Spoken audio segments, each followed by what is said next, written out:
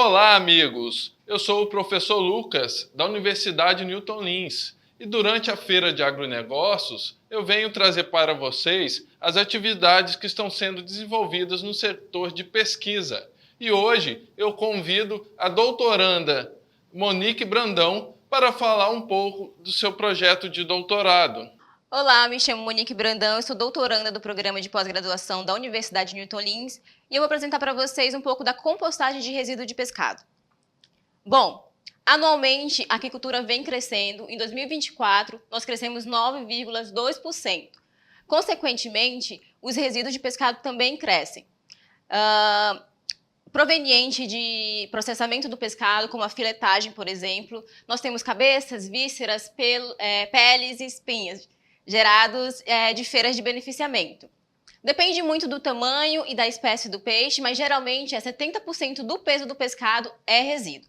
Quando esses resíduos eles não são tratados de forma correta, acaba acarretando contaminação do solo, atração de animais indesejados, contaminação das águas e geração de odor. Bom, para uma aquicultura sustentável, existem alguns métodos alternativos de reaproveitamento desses resíduos, como, por exemplo, a farinha e óleo de peixe, a silagem e o curtimento. A farinha e óleo de peixe é o reaproveitamento que mais ocorre, só que esse tratamento ainda gera resíduo. A silagem ela não pode ser feita com resíduo em decomposição, e o curtimento só reaproveita a pele do pescado. E entra a compostagem como uma alternativa eficaz de baixo custo. A compostagem é um processo de decomposição de resíduos orgânicos. Os micro-organismos transformam esse material orgânico em adubo rico em nutrientes, tá? Prevenindo a contaminação do solo e da água, transformando resíduos em materiais ricos e promovendo a sustentabilidade e economia circular. Paralelo a isso, nós seguimos, a maioria, a economia linear, que é basicamente conhecida como economia take, make, waste, pegar, usar e descartar. Ao contrário disso, vem a economia circular, que é basicamente pegar, reutilizar, reciclar. E como que ocorre esse processo da compostagem? Bom, existem várias alternativas de fazer a compostagem, mas eu vou explicar para vocês a compostagem em pilha, né?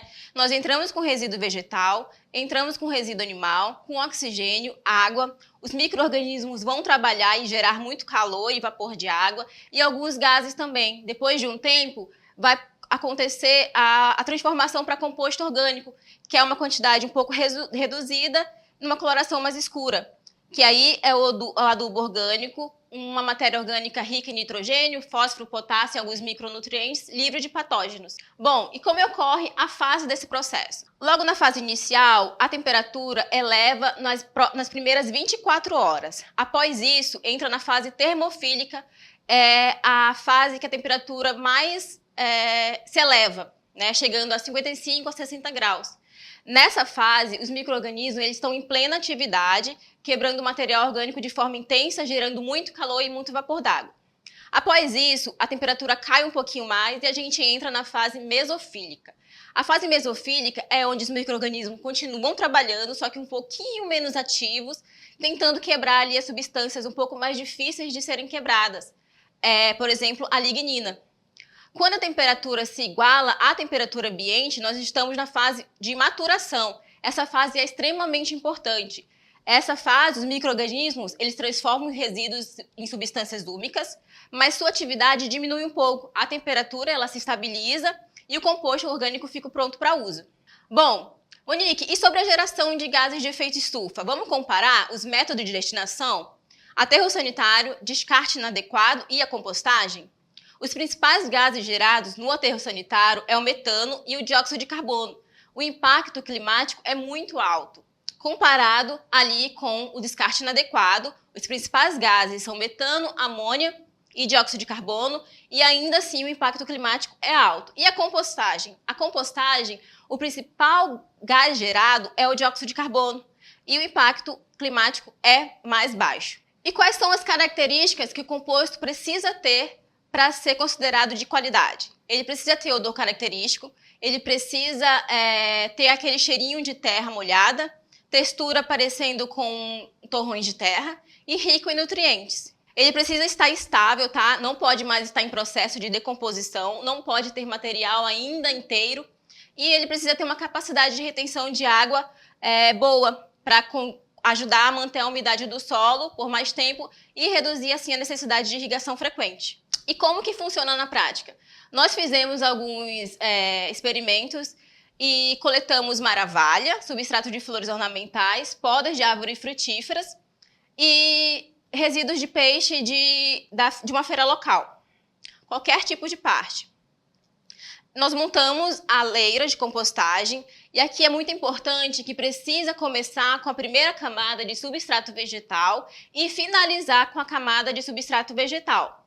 Aqui temos uns exemplos da montagem, tá? Vocês percebem que a primeira foto, a camada de peixe, ele não fica na borda da camada de substrato vegetal. Nós começamos com uma camada de substrato vegetal, seguindo da camada de resíduo de peixe, mas ela não pode ficar entre as bordas. E aí nós fechamos todas com camada vegetal, não pode ficar peixe para o lado de fora, porque pode atrair vetores. Precisa ser monitorado temperatura e umidade. Monique, eu não tenho esses equipamentos tecnológicos de laboratório. Como que eu vou monitorar?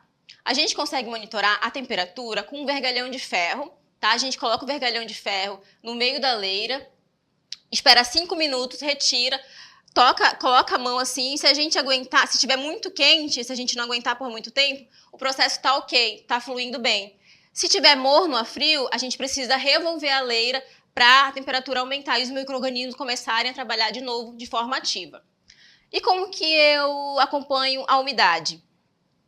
Vou ensinar para vocês só usando a mão. Olha, esse é um exemplo de leira seca. Vocês podem perceber que a gente toca e tem muita poeira, muito farelo. Não é assim que a gente quer. A seguir, temos um exemplo de leira encharcada. A gente pega com a mão, amassa e sai muita água. Não é assim que a gente quer também. O próximo exemplo é uma leira úmida.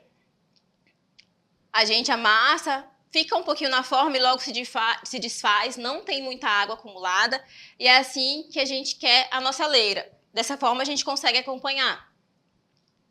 O revolvimento nesse processo, ele é muito importante.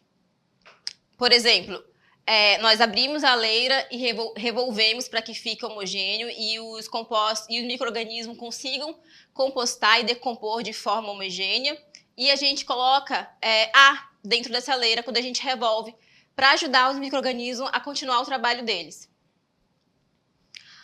E depois do adubo pronto, como que prosseguiu? Nós fizemos alguns testes para analisar a qualidade desse adubo. Nós chamamos eles de Fertifish, né? Fizemos teste de característica físico-química, fizemos teste de germinação, nutrientes e macronutrientes. O teste de germinação foi feito em semente de alface. E para ser considerado não fitotóxico, ele precisa ter uma porcentagem de 80%. Acima de 80% está ótimo. O nosso ficou de 89%, 90% e 100%. Fizemos também um teste no desenvolvimento das plantas, com as plantas ornamentais, e o nosso teste também foi maravilhoso. Comparamos com NPK e sem nenhum tipo de fertilizante. E fizemos o teste em aquário plantado, com uma substituição do substrato de aquário plantado. Em média, o aquário plantado, o substrato desse aquário custa em torno, mais barato, acima de R$50. E a gente pensou numa alternativa mais de custo-benefício e os nossos resultados também se compararam ao substrato comercial. Então é isso. Muito obrigada. Agradeço a todos e espero que vocês aproveitem a feira.